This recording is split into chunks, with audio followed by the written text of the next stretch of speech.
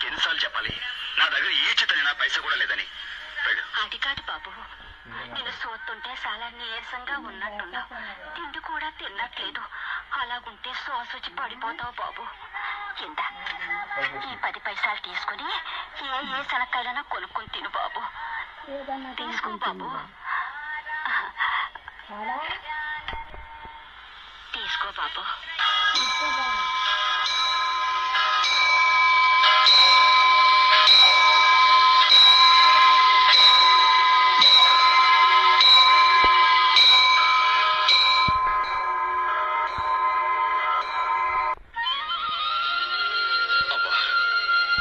రోజుల నుంచి తిండి లేకపోయినా మరో మనిషి కోసం ఉన్న 10 పైసలు ఇచ్చేస్తున్నావు.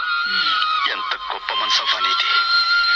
మళ్ళీ ఇంకో 10 పైసలు సంపాదించగలననే నీ ఆత్మవిశ్వాసం ఎంత గొప్పది.